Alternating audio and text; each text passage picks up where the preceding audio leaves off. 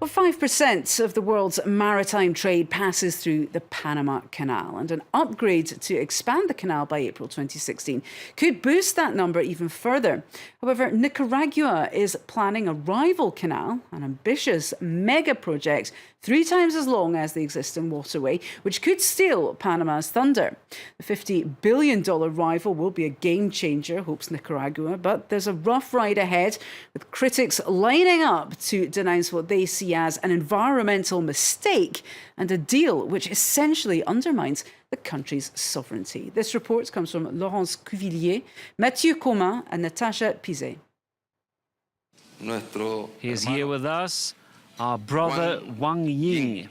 Under the spotlight, the scene looks picture perfect as Nicaragua's President Ortega rolls out the red carpet for millionaire Wang Jing.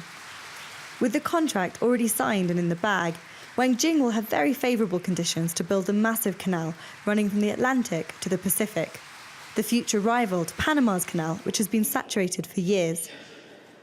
With this project, we'll change the world, and we'll be able to bring joy and happiness to the inhabitants of the entire planet.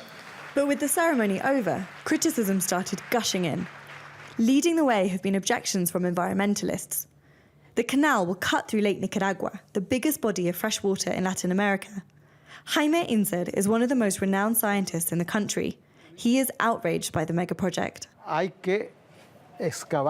We have to excavate millions and millions of tons of sediments, mainly mud and sand. And that means that the water quality, the drinking quality, will be lost.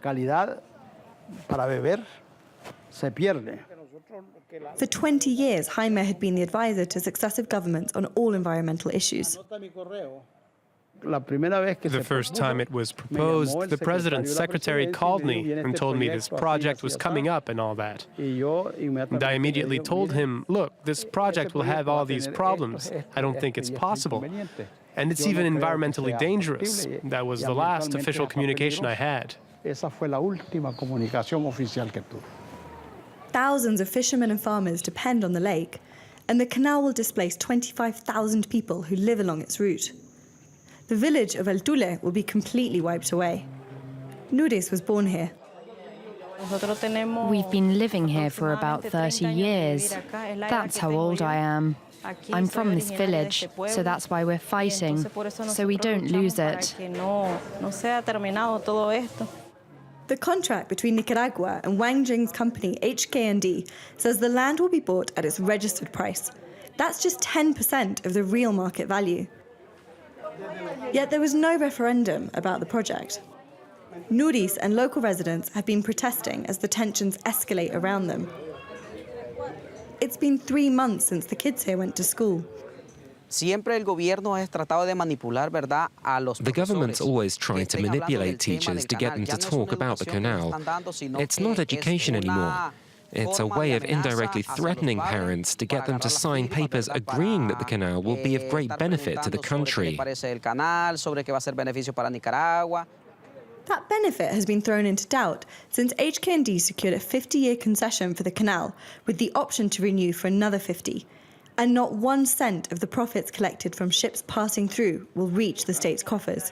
But still, the government insists that an economic miracle will come true. A great majority believe that the canal will be the realization of a dream from centuries ago, because it will generate jobs, it will allow us to reduce poverty and improve health, education and infrastructure. It will also improve competition within businesses and turn Nicaragua into a land of opportunity.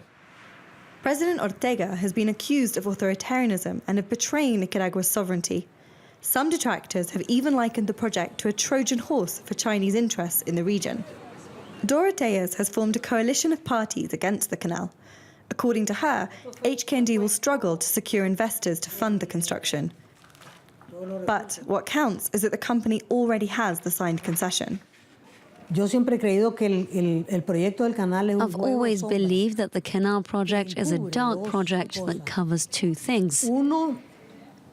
Firstly, a massive expropriation of valuable lands that are in the hands of the country folk, and secondly, the development of an unknown number of private projects that are touristic and commercial.